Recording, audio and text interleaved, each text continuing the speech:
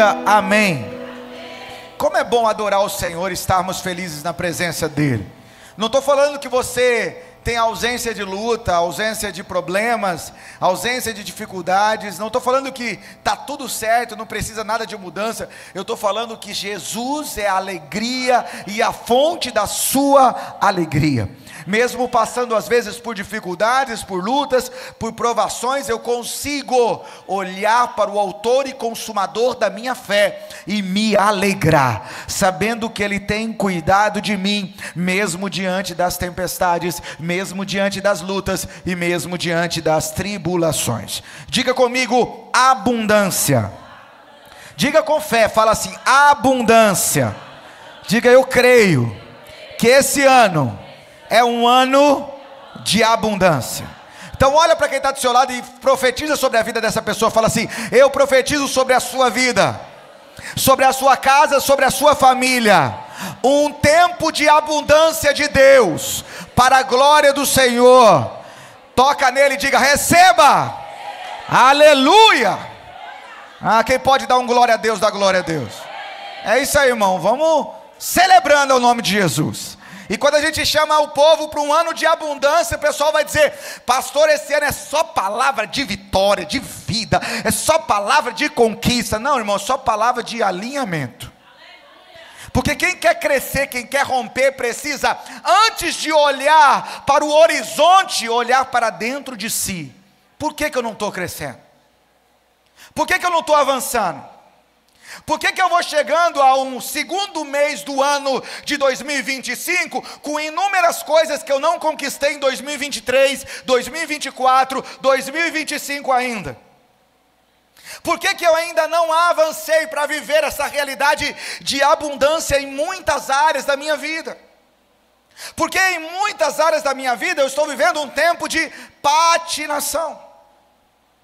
Se nós queremos viver uma realidade de uma abundância, nós precisamos fazer uma avaliação da nossa vida, da nossa caminhada, da nossa postura, do nosso coração.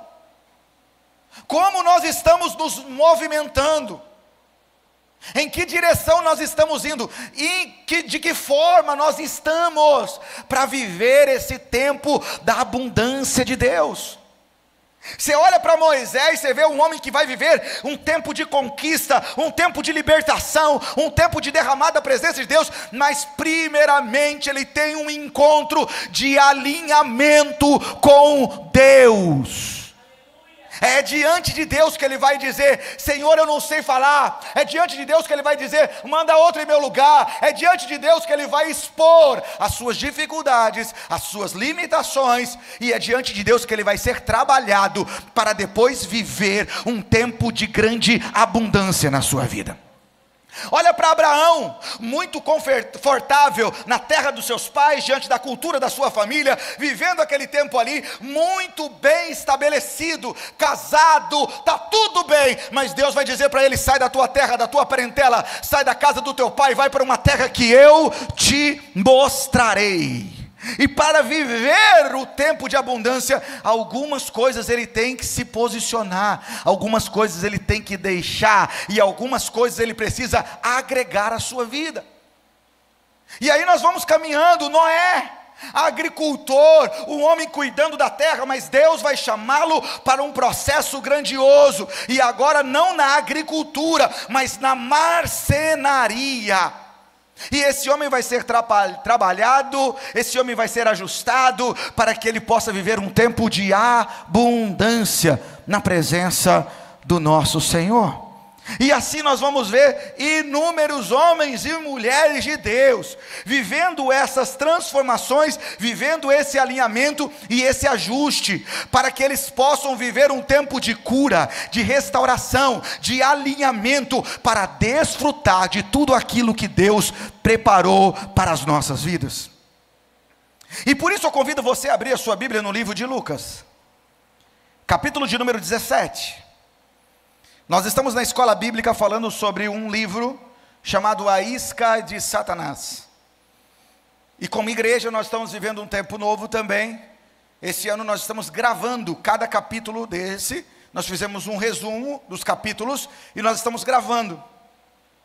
Porque já tem 3 anos que nós temos trabalhado com a liderança da igreja, esse livro, e nós queremos que também todos os membros sejam abençoados.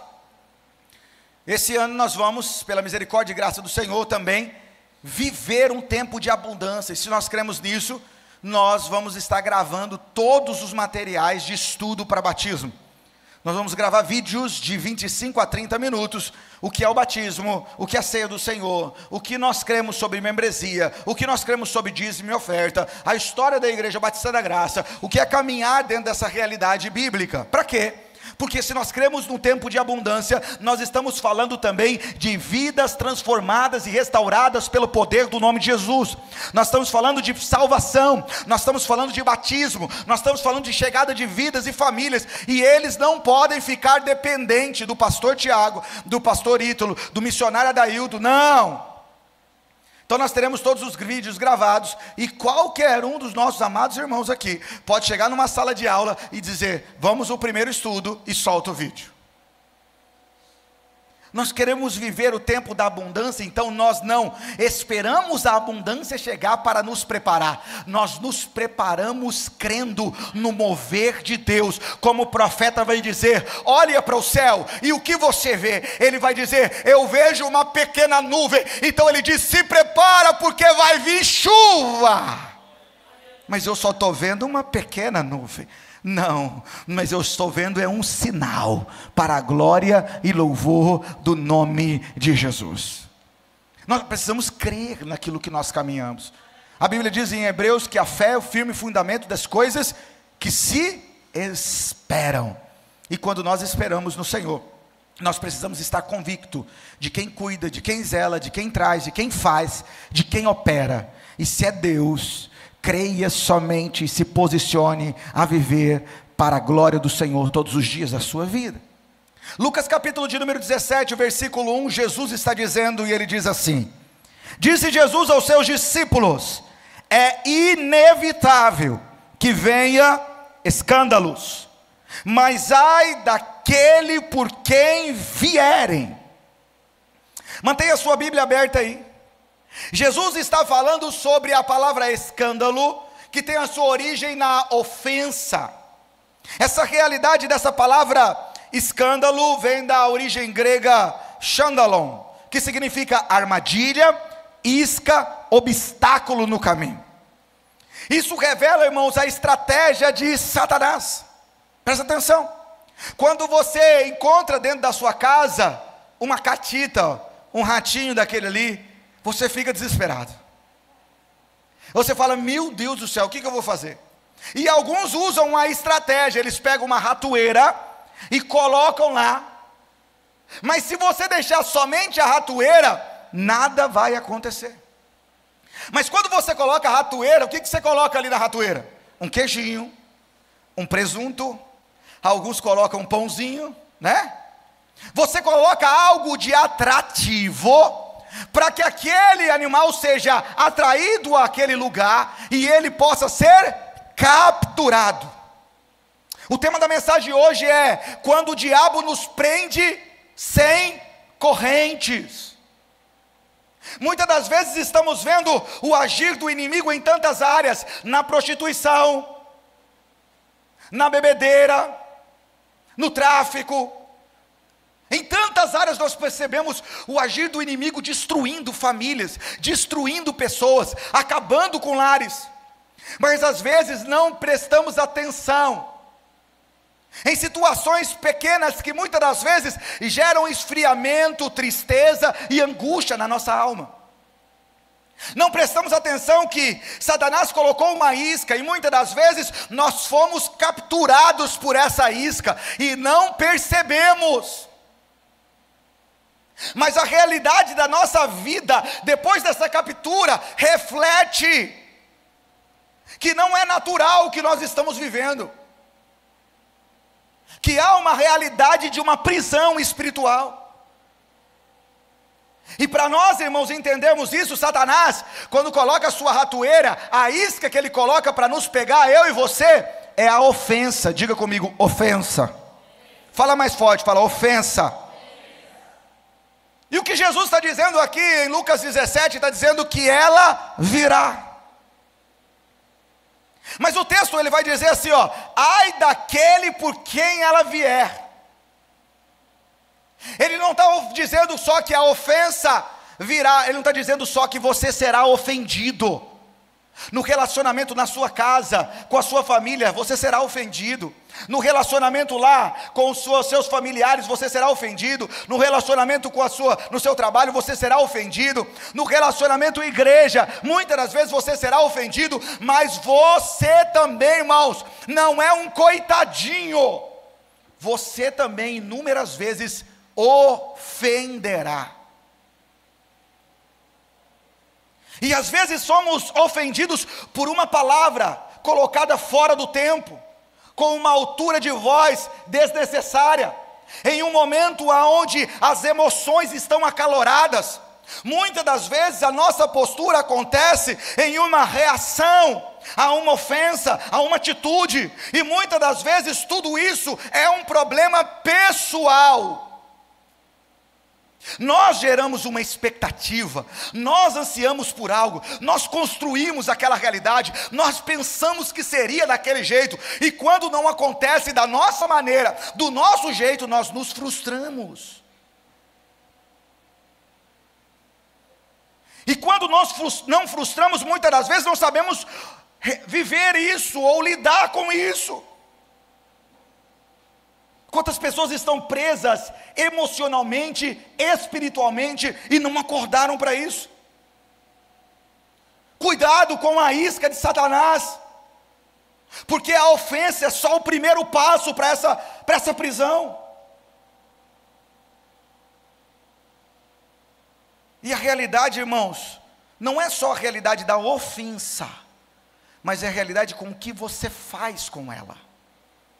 A Bíblia diz assim, ó: irai-vos, mas não pequeis. Ele está dizendo que tem situações da sua vida que vai trazer ira, porque você é um ser humano e Deus te conhece por completo. Tem situações da sua vida que você vai ficar assim, entristecido, vai ficar irado, mas a Bíblia diz: ei, presta atenção, a ira virá, mas o que você vai fazer com ele? Não peca. A Bíblia diz: seja pronto para ouvir, tardio para falar e tardio para si. Mas como nós somos prontos para se irar, pronto para falar e tardio para ouvir.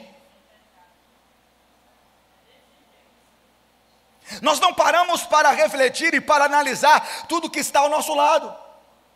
E por isso a ofensa tem sido uma isca eficaz nas mãos de Satanás, para destruir, para dividir, para romper, para acabar com lares, com famílias, com igrejas, com trabalhos, com a unidade, porque o inimigo sabe que na unidade nós somos fortes no Senhor, mas ele quer destruir essa unidade. O inimigo sabe que Deus nos constituiu não só como filhos dele, mas ele nos implantou como família dele, e ele quer destruir esse vínculo, nos afastando não só das pessoas, mas nos afastando da presença de Deus.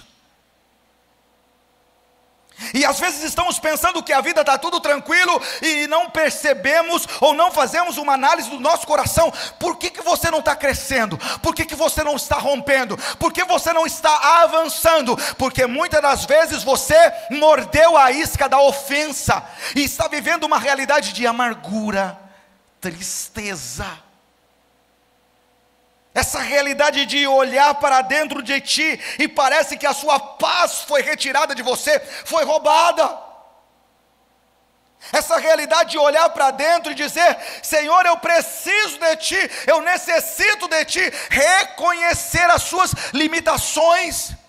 Quantas pessoas feridas, magoadas, entristecidas, chateadas, e não perceberam que a alegria foi roubada. A alegria de estar com a família não é mais a mesma, porque eu estou entristecido com fulano, eu estou entristecido pro ciclano. Aqui não há mais brincadeira, aqui não há mais unidade, é cada um na sua. E os momentos familiares, que eram momentos de grande alegria, de grande celebração, se tornaram momentos de tormento. Você não sofre quando chega, você sofre quando sabe, vai ter uma reunião de família, e fulano vai estar lá, você já vai, ai meu Deus, eu vou por causa de mamãe, eu vou por causa de papai. E aí, quando esses patriarcas falecem, as famílias se desfalecem.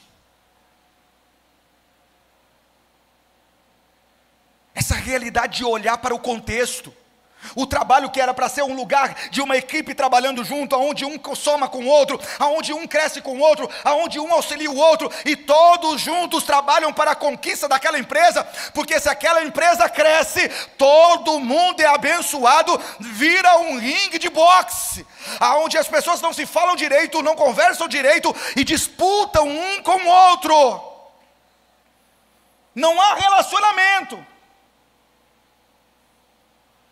Você viu que grande parte das empresas acabou amigo oculto? Final de ano faz a festa aí, amigo oculto, Deus me livre. Porque se eu tirar o fulano, eu não vou dar o que eu queria dar para ele.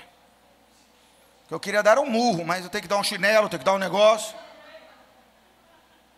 Por quê, irmãos? Porque foi desconstruindo o princípio da unidade, foi construindo o princípio familiar, foi desconstruindo tudo isso em nossa sociedade, uma sociedade que não valoriza a família, uma sociedade que não valoriza a unidade, uma sociedade que prega sobre o individualismo. Você pode crescer sozinho, você pode romper sozinho, você pode crescer somente com você, você faz, você pode, você conquista, e quem disse isso?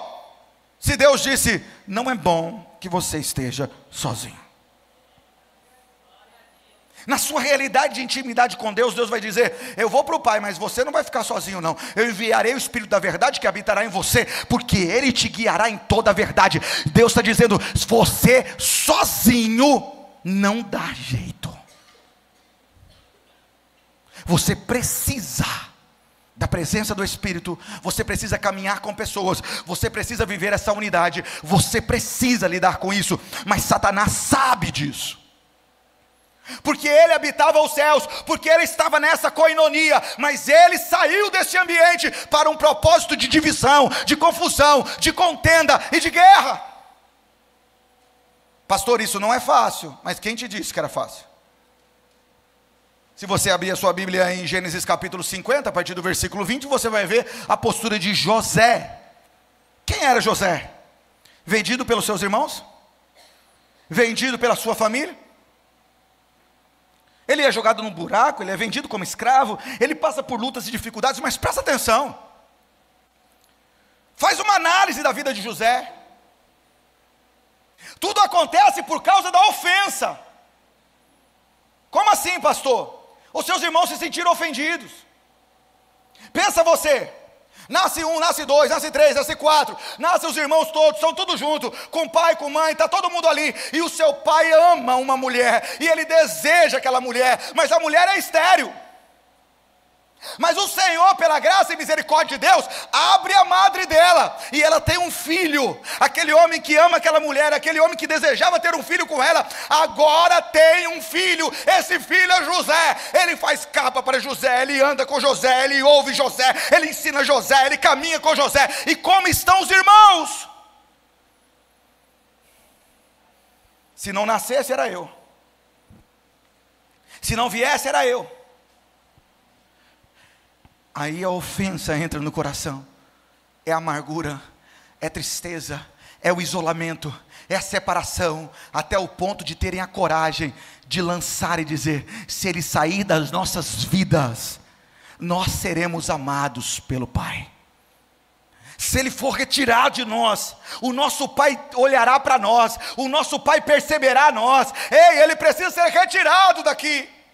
Não, José não precisava ser retirado, o que precisava ser retirado era a ofensa do coração dos irmãos, e ofensa é algo contagiante. Toque quem está do seu lado e fala assim, é contagiante. Porque eu não creio que todos os irmãos ficaram ofendidos de uma vez. Eu creio que um deles ficou ofendido, de preferência o mais velho. E o mais velho fala assim, ó, pastorito, você vê, né? Chegou agora, está sentando na frente, toca, falei para você que quando viesse. O outro fala assim, eu já tinha percebido, eu não quis falar nada, mas agora que você está falando, está tudo fazendo sentido. E o outro fala assim, você já entendeu o que está acontecendo? Aí falou, não, aquela, ela falou, não, eu não estava vendo por esses olhos, mas agora que vocês falaram, meu Deus, ficou claro. Ficou claro por quê? Porque a partir de agora você está percebendo, olhando, não pela ótica do outro, mas pela dor do outro, pela angústia do outro. E essa realidade fala de uma ofensa, gerando o quê? Divisão e destruição de uma família. Quando eles agem pelo ofendido, eles jogam ele ali, há uma ofensa, há uma realidade totalmente difícil, e eles são desconstruídos, porque quando eles voltam para o pai, e eles chegam ali com aquele manto, que eles tinham matado o animal e jogam ali com sangue, o pai se lança, o pai vai ficar em jejum, os filhos vão lá um por um, pai, eu estou aqui, eu sou seu filho, deixa eu cuidar de você, e o pai fala, não quero. Eles pensam que tirando José da jogada, eles podiam substituí-lo. Estavam entendendo que estavam caminhando em passos largos para o que o diabo, Satanás queria, a dissolução daquela família, o afastamento do pai para com o filho. Mas nós precisamos entender que mesmo aqueles homens dando lugar a Satanás, o Senhor está no controle de todas as coisas. Deus está trabalhando para a glória do nome de Jesus, e aqueles homens vão passar um tempo de preparo, de alinhamento, de ajuste, de tantas outras coisas que vão acontecer, até Gênesis 50, 20, que quando José agora é governador do Egito, ele pode matar, ele pode prender, ele pode não dar alimento para a sua família, mas ele olha para os seus irmãos e fala assim, ei, eu sou José, a quem vocês lançaram no poço e venderam, eu sou José. Ele confronta os irmãos, mas ele confronta com amor. Ele está dizendo, eu sou o mesmo que vocês lançaram, mas o Senhor me enviou à frente para cuidar de vocês. Eita, não é com vocês só, volta para casa, traz seus filhos, traz suas mulheres, traz seus animais, traz tudo que vocês têm, e eu vou cuidar de vocês. Está alguém que não deixa a ofensa tomar conta do seu coração. Ele foi vendido, ele foi lançado, ele foi ali enviado fora da sua família. Esse homem sofreu, esse homem foi acusado injustamente, mas a presença de Deus era com ele. Essa é a oportunidade de cuidar do seu coração, de cuidar da sua alma, de cuidar dos anseios. O que eu estou desejando, o que eu estou ansiando, quais são as minhas expectativas, o que Deus tem para mim. Quando você olha para a história de José e compara com a história de Caim, totalmente diferente. A Bíblia diz que Abel apresentou uma oferta ao Senhor, e Deus recebeu Abel e a oferta de Abel. Mas a Bíblia diz que Caim apresentou uma oferta ao Senhor. Deus não recebeu Caim e nem a sua oferta. A Bíblia diz que Caim se ira. Mas presta atenção, Abel não ofereceu uma oferta. A Bíblia diz que ele ofereceu as melhores gorduras do seu rebanho. A Bíblia diz que Caim ofereceu uma oferta. Não é a quantidade do que você faz, é a excelência com que o seu coração faz. É a devoção a Deus, é a entrega a Deus, é o reconhecimento de quem Ele é, a soberania dEle sobre a sua vida, o cuidado de Deus. Tem gente que entrega a sua oferta, entrega o seu dízimo, já pensando, como é que eu vou pagar isso, como é que eu vou pagar aquilo, como é que eu vou fazer? Então não faça. Se nós estamos entregando ao Senhor, Senhor, muito obrigado, porque a tua palavra diz, aquele que semeia, aquele que vive essa realidade de semeadura, é porque recebeu primeiro do Senhor. Aquele que dá semente ao que semeia, e pão para alimento. Eu reconheço que o Senhor me deu pão, para minha casa ser abençoada, e o Senhor me deu semente, para que eu plante no reino. Então eu sou grato ao Senhor, e de todo o coração eu celebro ao Senhor. Fidelidade, unidade. Caim está fazendo por obrigação, Abel está fazendo por adoração, por gratidão, por louvor a Deus. E olha o texto bíblico de Gênesis capítulo 4, versículo 3. Passando algum tempo, Caim entregou ao Senhor sua oferta de frutos da terra. Abel também trouxe as primeiras crias do seu rebanho, e das partes gordas do seu rebanho. O Senhor olhou com agrado para Abel e a sua oferta, mas não para Caim e a oferta dele. Por isso a ira de Caim se acendeu, e o seu semblante desfaleceu. Então o Senhor disse a Caim: quem falou com Caim? Diga: Deus. Presta atenção que Deus vai falar com ele. Versículo de número 6. Então disse o Senhor a Caim: por que você está irado? Por que desfaleceu o seu semblante? Se você fizer o bem, não se levantará. Porém, se fizer a coisa errada, saiba que o pecado estreita a porta. Ele deseja governá-lo, mas você deve dominá-lo. Quando a ofensa adentra o nosso coração e dá lugar à amargura, à tristeza, à apatia, ao afastamento, isso tudo nos leva a perceber, ao não perceber o cuidado de Deus, o agir de Deus e principalmente a voz de Deus. Deus está falando com ele: rapaz, o pecado já aporta, cabe você dominar. Deus já está dizendo: ó, isso que você está sentindo, isso que você está fazendo, isso que está sendo gerado na sua alma, não provém de mim. Mas Deus está dizendo: eu não vou tirar de você, cabe você dominar a situação. Mas esse homem ouve a voz de Deus e não dá ouvidos ao Senhor. Ele chama o seu irmão para o campo e mata o seu irmão. Esse homem vai viver o afastamento da sua família. Esse homem vai viver o afastamento do propósito de Deus. Esse homem vai se afastar de Deus. E esse homem vai dar início a uma geração de rebeldes. A realidade de como nós estamos vivendo e para onde nós estamos indo, o que nós estamos fazendo, muitas das vezes é revelada nas nossas ações ou reações. Pessoas que quando alguém é promovido no trabalho, essa pessoa ouve: ah, eu quero convidar aqui à frente o fulano. Nesse momento ele será promovido. Ele não falou o seu nome. Ele não falou que você não tem um trabalho excelente. Ele não falou que você é ruim. Ele não falou nada sobre você. Ele só está promovendo alguém. E você não consegue celebrar. Você não consegue glorificar. Você não consegue se alegrar. Porque você entra nesse princípio da ofensa. Ai, mas não reconhecem o meu trabalho. Ah, mas não conseguem me ver nesse lugar. Ah, tudo que eu faço aqui não é reconhecido. Eu merecia ser promovido. Não! É esse lugar que Satanás quer te colocar.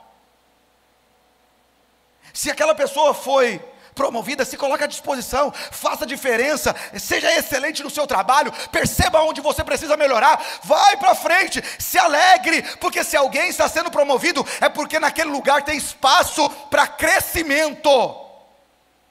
Então faça por onde? Mas muitas das vezes é o contrário. O fulano foi, eu não sou, então eu não sirvo para nada, então eu acabo trabalhando menos, me esforçando menos, porque nesse lugar eu não sou valorizado. Quem te disse isso? E assim nós vamos vivendo uma vida, isso é o que? Amargura, tristeza. Nós não cremos no cuidado de Deus, na excelência de Deus, no zelo de Deus. É assim também na igreja. Quando eu recebo um alinhamento, um ajuste, ah, então não vou mais me envolver, ah, então não vou mais fazer, ah, então quando a minha opinião não é aceita, quando a minha vontade não é feita, ah, então desse jeito não conte mais comigo. Isso é ofensa, manifestando raízes de amargura, de tristeza, e manifestando o propósito de Satanás, afastar você da família de Cristo. Irmãos, e a ofensa no cérebro, ela é terrível. Ela aciona o nosso sistema límbico, e que é responsável pelas emoções. E aí começamos a guardar mágoa, o corpo libera cortisol, nós começamos a sentir ansiedade, depressão, doenças psicossomáticas. Aí o negócio que estava ruim, aí você começa a sentir dor para todo lado. Vai em 10 médicos e fala: eu estou com muita dor. E o médico fala: mas não tem nada, já fez radiografia, já fez tudo de cunho emocional. Porque tem uma ferida na sua alma. Pastor, mas qual que é o principal problema disso? Efésios capítulo 4, versículo 31 e 32 diz: longe de vós toda amargura, antes sejam bondosos uns para com os outros. Qual que é o problema disso? O problema é que muitas das vezes não percebemos que a ofensa entrou para que o orgulho pudesse governar. E às vezes não percebemos que nós estamos apegados e presos a essa mágoa, aonde o orgulho está construindo muros, e só o perdão pode destruir muros e construir pontes. Mas às vezes não percebemos porque o orgulho nos impede de admitir que estamos errados, que estamos feridos, que estamos magoados, que estamos machucados. O orgulho nos leva a dizer: está tudo bem, está tudo ótimo, pensa num negócio bom.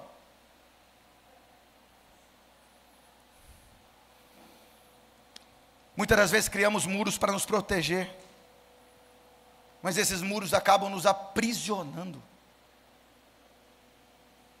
Sabe aquelas pessoas que dizem: eu nunca vou perdoar. Ah, meu Deus do céu, misericórdia, eu não errei, quem errou foi o outro. E se eu me posicionar para perdoar, eu estou aceitando o que fizeram comigo, e isso eu não faço de jeito nenhum. E não é orgulho. Não é o quê? Dá um nome novo, mas o contexto é o mesmo. É uma ferida, é uma mágoa que está aberta, e aí você vive aquele processo da procrastinação. Não deixa para amanhã, não, eu não vou relacionar, não deixa para o outro, não deixa aqui, não deixa ali, não, é agora. Deus te chamou para esse tempo. Deus quer que você venha viver um tempo de abundância. Deus quer que você venha crescer. Deus quer que você venha avançar na intimidade com Deus, no seu trabalho, em todas as áreas da sua vida, que a sua família venha crescer para a glória do Senhor. Mas é necessário expor as suas dores, angústias, medos e tratá-las, ajustar. Como é que nós vamos avançar feridos? Como é que nós vamos crescer magoados, entristecidos, cheios de coisas no nosso coração? Já percebeu? Magoados, entristecidos e feridos, você nem adora a Deus. Você vem para o culto, você entra no carro, você entra na sala, você entra na igreja, você não entendeu o que você veio fazer aqui. Começa os louvores, você está lá pensando, você está olhando no celular, você está vendo uma mensagem, você está vendo o WhatsApp, você está vendo o YouTube, você está desatento, você está lembrando do que tem que fazer depois do culto, você está lembrando de outras coisas. Ei, isso é Satanás, demônios da distração. Qual que é o propósito que você saiu da sua casa? Adorar ao Senhor. Você não veio assistir um culto, você veio prestar um culto a Deus. Então isso requer de nós total atenção. Irmãos, eu gosto de falar com as pessoas olhando no olho, mas eu estou casado há 17 anos, vamos fazer 18 mês que vem. Minha mulher gosta de conversar comigo enquanto ela está dobrando uma roupa, enquanto ela está guardando um negócio, enquanto ela está arrumando um negócio, enquanto ela está fazendo outro. Então eu vou me acostumando com esse processo, é 17 anos. Então ela vai para a cozinha, eu vou atrás dela, ela vai para o quarto, eu estou atrás dela, e eu estou contando, e ela vai na criança levar uma roupa, e eu estou arrumando um negócio, e eu estou atrás dela na casa. Depois eu te mostro a filmagem lá. Irmão, depois, essa semana, e sempre eu falo para ela: puxa, eu gosto de olhar no olho. E essa semana ela queria falar um negócio comigo, eu estava fazendo alguma coisa, e eu falando: fala, pode falar. E ela falando lá, eu falando: fala, pode falar. E ela pegou meu rosto, pegou e falou assim: ó, olha no meu olho, porque eu preciso te falar uma coisa. Eu falei: fale. Tudo que eu tinha que fazer ficou para quando? Se eu consigo fazer isso com a minha esposa, por que eu não consigo fazer isso na presença de Deus? A mensagem que você tinha que me enviar pode ser depois. A mensagem que você tem que responder pode ser depois. A curtida que você tinha que receber pode ser depois. O vibrar do seu celular pode ser visto depois. As coisas que vêm depois são para depois. Isso é primazia, a presença do Senhor. Mas nós não estamos percebendo que estamos sendo roubados, manipulados. E irmãos, quando você deixa o celular de lado, ou aquela situação, o tablet de lado, ou o videogame de lado, alguma coisa, o cara entra no estado da ansiedade. Por que, irmãos? porque eu vou mexer com alguma coisa, eu vou fazer alguma coisa, eu vou tremer a perna, eu vou mexer com a mão, eu vou mexer com o cabelo, eu vou mexer o negócio, eu vou coçar aqui, eu vou coçar ali, eu vou tentar arrumar o óculos, eu vou ver a água, faltou alguma coisa, eu sinto vontade de banheiro, o corpo vai se movimentando, por quê? Viciado, dependente. Assim também é o estado de amargura, assim é o estado de tristeza, assim é o estado de ofensa. Ele tomou tanto conta das suas emoções, que você não consegue se desprender dele. Sabe aquela pessoa que chora e fala: não consigo pedir perdão para o meu pai, o que ele fez, o que ele fez, o que ele fez. E eu pergunto: o que Jesus fez por você? Como ele te resgatou, como ele te libertou, como ele transformou a sua vida. Açoitado, esbofeteado, perfurado, morto, por amor a mim e você, e muitas das vezes estamos tomando do veneno da mágoa, do orgulho. Irmãos, presta atenção, irmãos. Davi, o rei Davi está lutando por Saul, guerreando por Saul, e a Bíblia diz que Saul começa a persegui-lo, manda o exército para matá-lo. Esse homem fica sem exército, ele encontra uns caras lá, que foi tudo refúgio, ninguém queria saber daquele cara, ele pega os piores, bandido, malfeitores. Davi começa a discipular aqueles caras, e eles vão se tornar os melhores guerreiros de todo Israel. Mas esses caras estão andando com Davi. Um dia Davi está correndo de Saul, e ele se esconde numa caverna. Quem entra na caverna para descansar? Olha o que os amigos de Saul falam para ele: o teu Deus colocou o seu inimigo nas suas mãos, mata esse caboclo, Davi. Davi faz assim, ó: eu não vou levantar a mão contra o ungido do Senhor. Davi está dizendo: tem coisas que têm aparência de boas, mas quando elas estão fora dos princípios da palavra, elas não são para mim.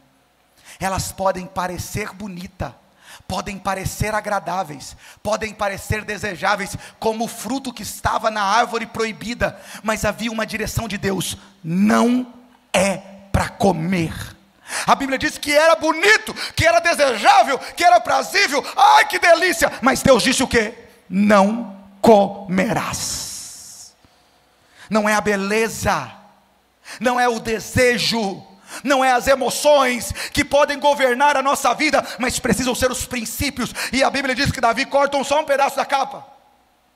Davi deixa ele descansar. No outro dia Davi diz assim: olha aqui, Saul, eu podia ter te matado, eu podia ter feito isso. E a Bíblia diz que Davi se arrependeu de ter cortado. Mas por que Saul está correndo atrás de Davi? Davi não é rei, Saul é rei. Por que Saul está colocando tantas pessoas, tantos guerreiros, empenhando alimento, estrutura ibérica, tanto gasto para matar Davi, se Davi era líder do seu exército?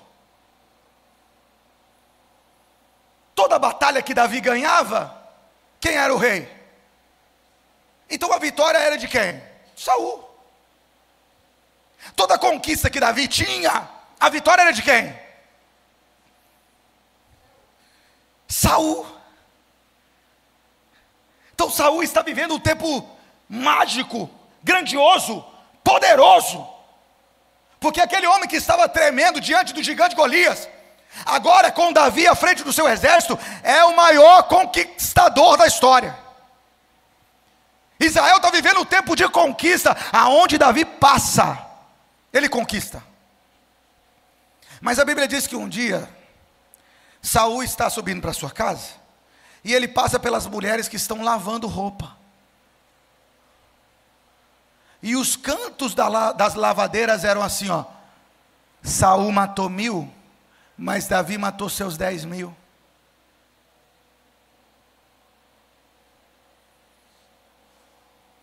O canto da lavadeira era Saul matou 1000, Davi matou seus 10.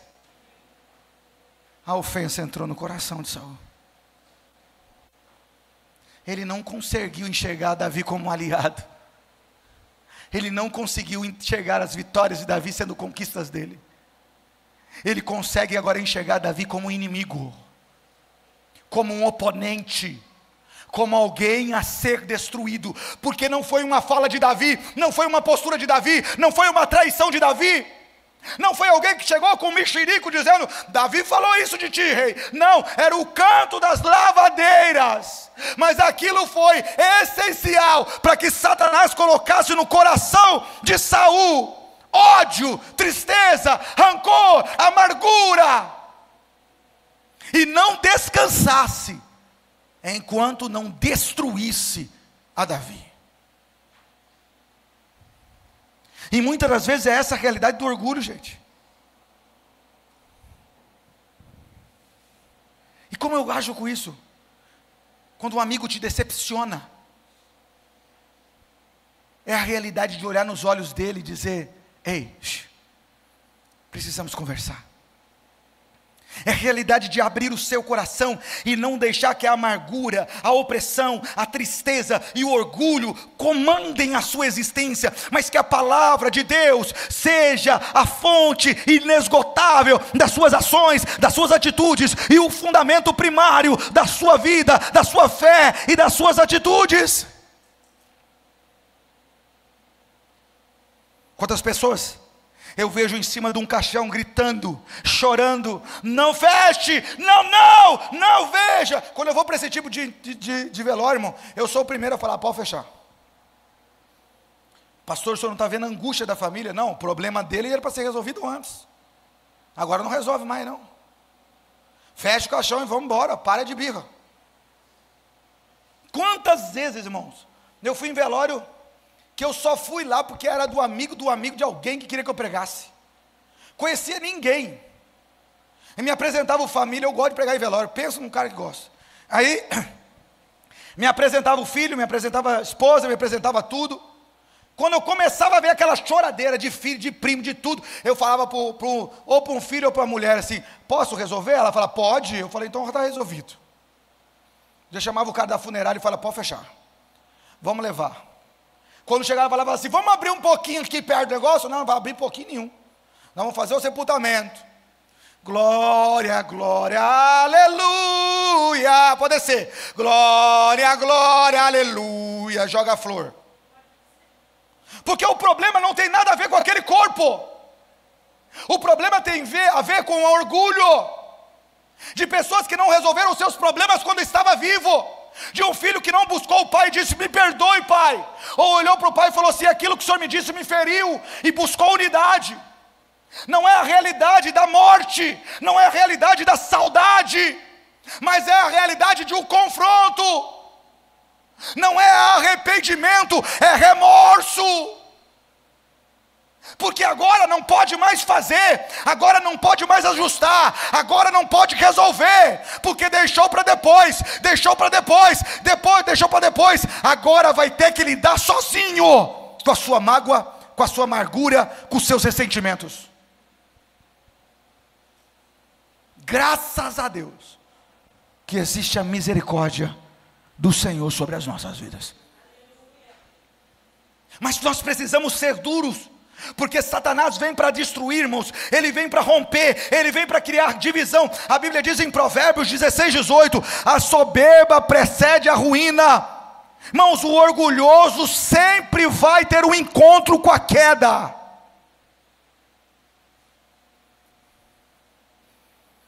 Toque quem está do seu lado e fala assim, como é que está seu coração? A Bíblia diz em Tiago 4:6, Deus resiste aos soberbos, mas dá graça aos humildes. Colossenses capítulo 3, versículo 13, vem aqui pastor Ítalo, corre aqui. Colossenses capítulo 3, versículo 13 diz, suportai-vos uns aos outros, perdoai-vos uns aos outros. Está falando de um perdão, não só de uma ação, mas está falando de um estilo de vida. Está falando, ei, seja o suporte dele. Ele tem falhas, ele tem limitações, ele tem muitas coisas para crescer, mas eu também. E na minha limitação e nas minhas falhas, eu posso ser um suporte. mas eu também vou precisar na caminhada de suporte. E será que eu posso contar? A Bíblia diz que é melhor serem dois do que serem um. A unidade de um poder auxiliar o outro, caminhar com o outro. E aí fala de um relacionamento de clareza, de perdão, de unidade, de transparência. E só quem quer destruir isso aqui? Satanás. E às vezes nós não percebemos que é na sutileza da ofensa.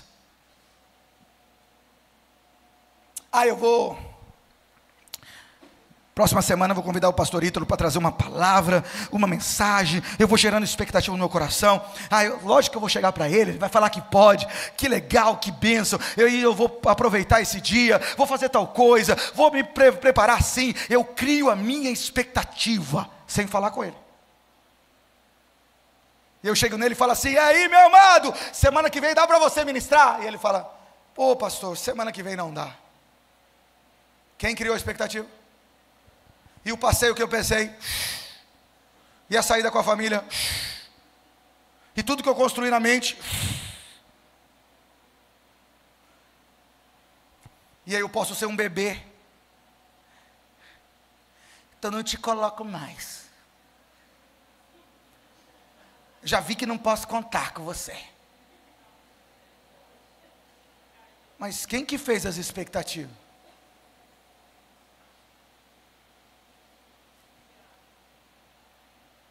Então, para lidar com isso, eu falo primeiro para depois eu construir a expectativa. Mas na maturidade é compreender assim: ô meu amado, benção, então vamos marcar outra data. E eu deixo certo outra data, e eu chego para a família e falo: ó, essa semana não vai dar, o pastor já tinha marcado uma situação, mas dia tal, já deixou agendado, nós vamos sair, nós vamos celebrar, nós vamos adorar. É compreender que as pessoas têm vida, as pessoas passam por problemas, as pessoas passam por situações difíceis, as pessoas passam por luta. Esses tempos aqui uma irmã chegou em mim e falou: pastor, o senhor manda abraçar, o senhor manda ficar junto, o senhor manda estar perto, mas fulana fica com uma cara de limão azedo. Como que chega? E eu olhei para a irmã e falei assim: ô minha irmã, é mesmo? É. Deixa eu te falar uma coisa, quantas vezes você tentou falar com ela? Já umas 3 vezes, pastor. Só cheguei perto, nem falei, porque a cara já afasta a gente. Eu falei assim: mas se você tivesse conseguido falar, você saberia que ela está lutando contra um câncer, tem um desejo enorme de ter filho, e provavelmente vai ter que tirar os ovários, tudo isso. Você sabia disso?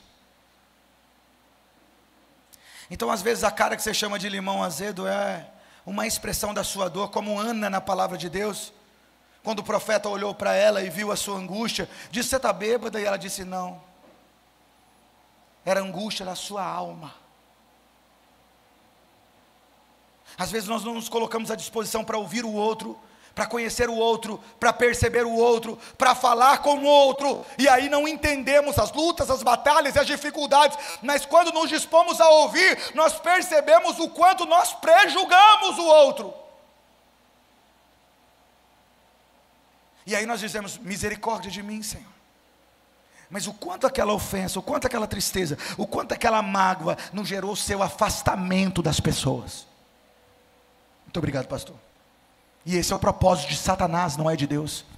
Deus é tão maravilhoso que Ele nos uniu como povo, Ele nos fez filho, Ele nos tirou do império das trevas, nos colocou no reino da sua luz, mas Ele não nos deixou sozinho, Ele nos fez ser família de Deus.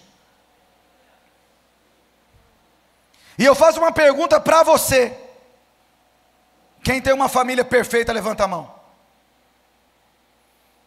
Que novidade! E por que você acha que a igreja aqui vai ser perfeita? Se nós somos uma família da fé.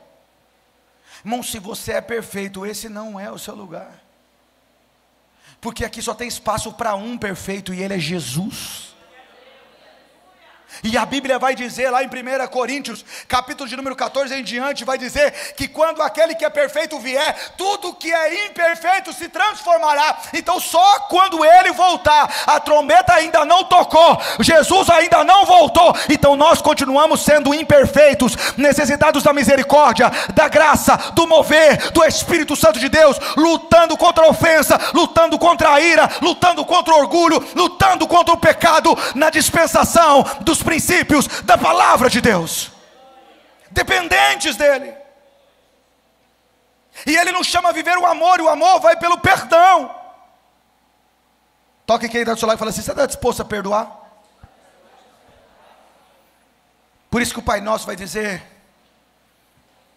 quando perguntam a Jesus, Jesus nos ensina a orar, e ele fala: Pai Nosso que estás no céu, santificado seja o teu nome, venha a nós o teu reino, seja feita a tua vontade, assim na terra como no céu. O pão nosso cada dia nos dai hoje. Perdoa as nossas dívidas. Esse texto é meio complicado, porque se fosse Pedro, se fosse Paulo, se fosse Timóteo, mas é Jesus falando. Perdoa as nossas dívidas assim como nós temos. Sabe o que você está dizendo? Fala: Senhor, me coloca na balança.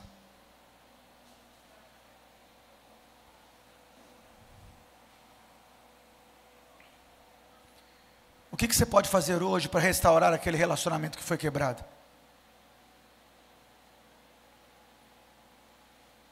O que você pode fazer hoje para lançar fora aquela mágoa, aquela tristeza, aquela angústia que tem te corroído, te destruído e te impedido de viver um ano de abundância na presença do Senhor?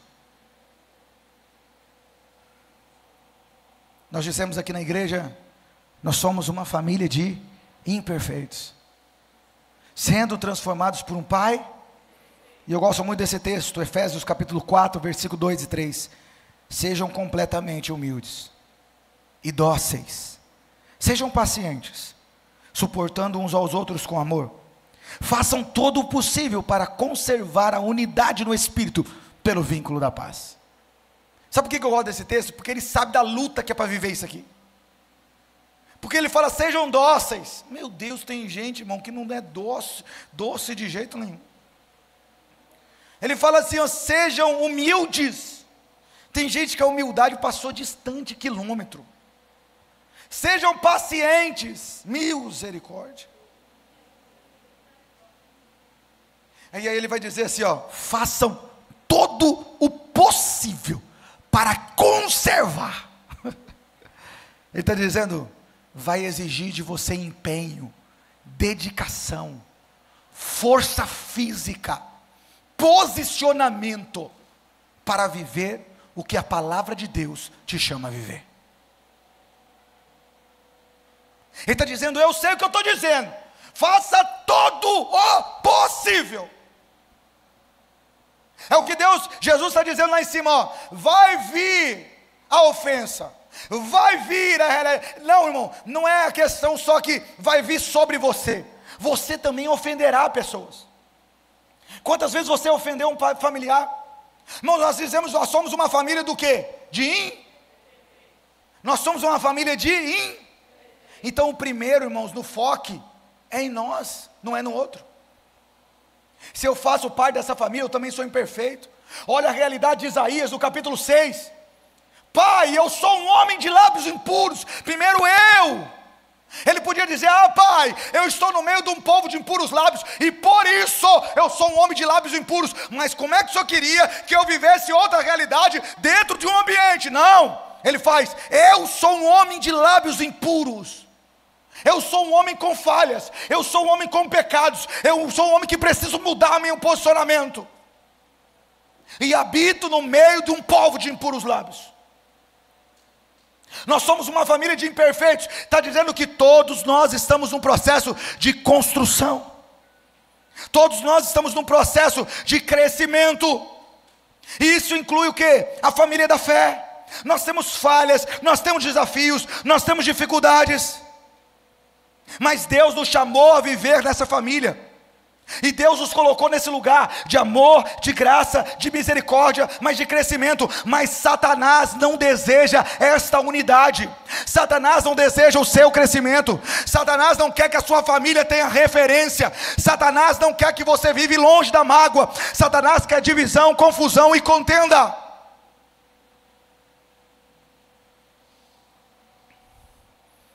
Mas nós somos uma família de imperfeitos, sendo moldados por um pai. Olha, o ambiente certo. Um imperfeito que sabe que precisa ser moldado pelo pai. E por isso, como família, nós precisamos viver uma realidade de amor, de carinho, de cuidado. Quais são as referências que você tem tido com os seus filhos? Qual é a realidade que você tem tido com a sua família? Quais são os momentos que você tem vivenciado como família? Sabe, irmãos, lá em casa eu sempre trato isso. O que é responsabilidade, o que é posicionamento, o que é autoridade, o que é vontade. Tem hora que eu estou lá, Joaquim está lá jogando o videogame dele, fazendo a coisa dele, eu falo: Joaquim, pega lá para mim um copo d'água. Quem é a autoridade?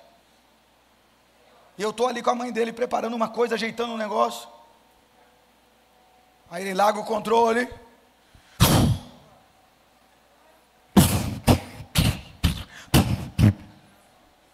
Pega aquela água. Quando eu vejo isso, irmão, rapidão eu pego a água e faço assim.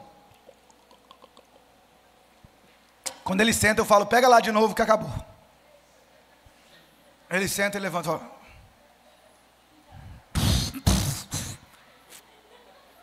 A pastora Tati fala para mim assim: ai, mas eu fico quando ele faz isso. Eu falei: eu não fico nada, porque a autoridade manda e o outro obedece. Amém? No reino de Deus é dessa forma. No reino de Deus não tem democracia. No reino de Deus Ele manda e nós obedecemos. Mas nós queremos viver um momento onde a gente discute com a palavra. Não, Deus, pode ser assim. Não, Deus, mas eu faço assim. Não, Deus, mas o meu jeito é assim. É o seu jeito que leva para o inferno. Só a palavra de Deus e só Cristo nos leva a uma realidade de transformação e de vida. Essa realidade de confronto fala da intimidade com Deus. Qual é a minha disposição de viver o reino? Se eu for movido pelos meus desejos, se eu for movido só pelas minhas necessidades, se eu for movido pelas minhas mágoas, eu serei destruído por mim mesmo. Mas é o Senhor que nos confronta. E Ele nos confronta a essa unidade de não estarmos sozinhos. É o inimigo que quer que nós venhamos acreditar que a solidão é o melhor lugar para se estar. Não, 1 João 4,20 diz: se alguém afirma, eu amo a Deus, mas odeio o seu irmão, é mentiroso, pois quem não ama o seu irmão, a quem vê, não pode amar a Deus a quem não vê. Esse aqui é um ambiente, irmãos, de família, então é um ambiente de crescimento. Nós somos diferentes, irmão. Eu acabei de passar agora mais de 30 dias com a minha família. Somos todo mundo diferente. Temos muito ponto de alegria, de paz e tudo, mas tem muitos pontos que nós somos diferentes. Nesses 30 e poucos dias, teve alguns dias que nós tivemos que sentar lá e alinhar as coisas. Mas isso não diz que nós não se amamos? Não, nós nos amamos. Isso não diz que eles são importantes, são preciosíssimos. Mas nós temos ajustes. Você viu o dia que meu cunhado subiu aqui com a minha irmã? E eu falei para eles aqui publicamente: ó, vocês estão indo embora e vai ficar um vazio enorme na nossa casa. Na hora que a minha irmã ouviu isso aqui, encheu os olhos dela de lágrima, ela olhou com aquela alegria, e eu falei: a despensa, a geladeira, tudo vai ficar sem nada. Mas é a disposição de olhar para eles e dizer: olha, vocês fazem falta. Você fazem falta. Meu pai ligou, minha mãe ligou. E aí chegaram lá, passaram o tempo todo viajando, acho que não sei quantas horas viajando. Aí chegaram lá, no outro dia de manhã ligaram, nós estávamos na mesa do café. E aí eles pegaram: e aí, como é que está aí? E eu falei: rapaz, vocês perderam a festa ontem, soltamos fogos. Mas essa disposição de poder, será que um ambiente que não tem cura, a gente pode fazer essas brincadeiras?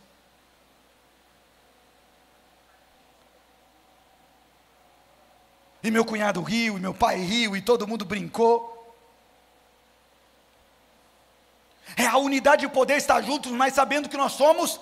Ei, aonde você ainda não foi lapidado, o outro está sendo lapidado. Aonde você já foi ajustado, o outro está sendo ajustado. E Deus está usando um ao outro como unidade, para que nós possamos viver esse vínculo do amor, da graça e do poder de Deus. Olha para quem está do seu lado e diga assim: relacionar com você é muito difícil, porque muitas vezes você pensa que tem razão, e na realidade não tem razão. Tem gente que queria falar isso faz dia. Olha o que diz Provérbios 27:17. Assim como o ferro afia o ferro, o homem afia o seu companheiro. Quer ver crescimento? Aguentar o Alexandre não deve ser fácil. Quantos anos de casado, Tereza? 24? Quantas vezes você não teve uma raiva desse homem? Quantas vezes ele não fez um negócio que te deixou? Quantas vezes o Alexandre, você não sentiu? Por que a Tereza fez isso? Quantas vezes? Isso é o que o texto de 27 vai dizer. Assim como ferro com ferro, tem hora que vai soltar faísca. Todo dia, Adriana, você desce lá e fala: meu lindo. Tem dia que você não quer falar lindo, não.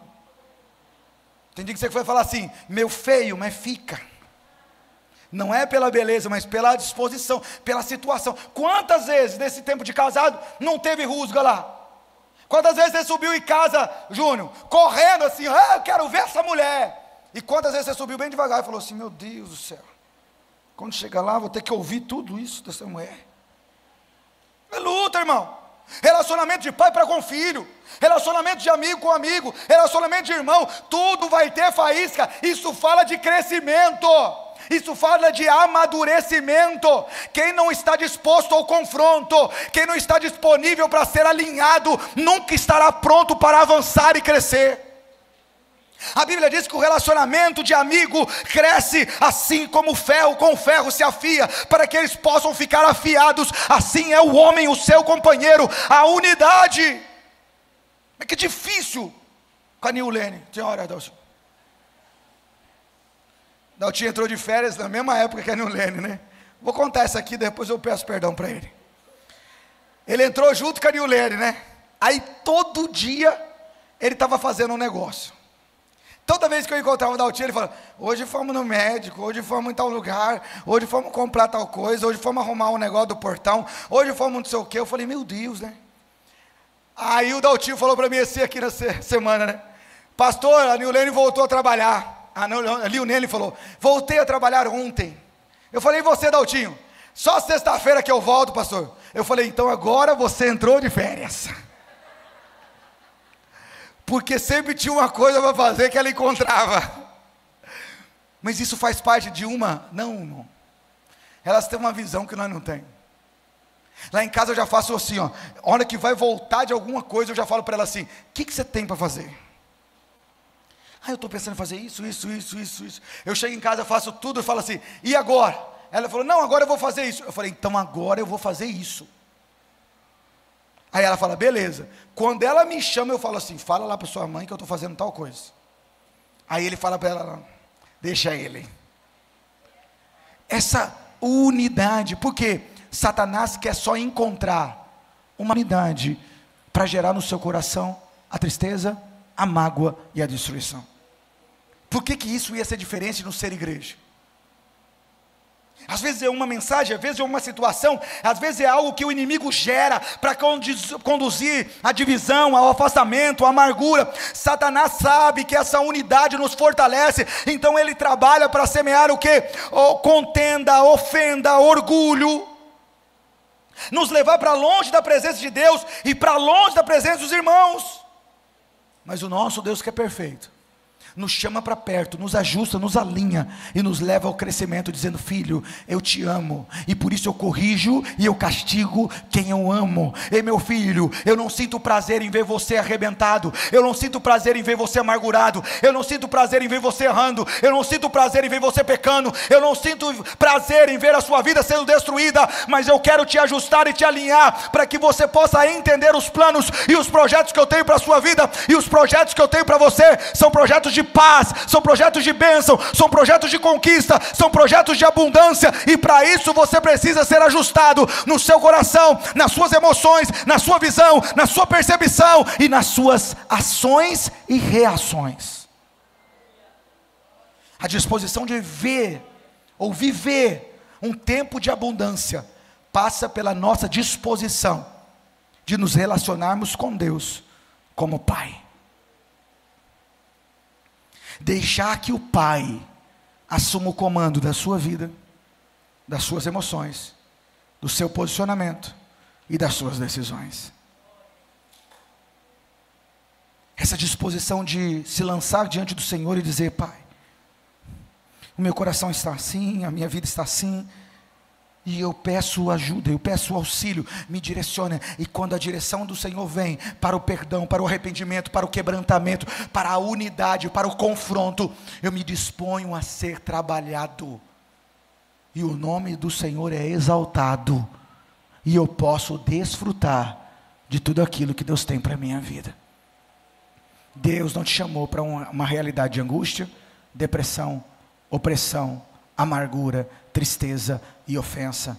Deus chamou para viver uma realidade de paz, alegria, prosperidade e a bênção de Deus. Isso fala do seu posicionamento. Quero que você se coloque de pé. Missionária Daildo, vem aqui.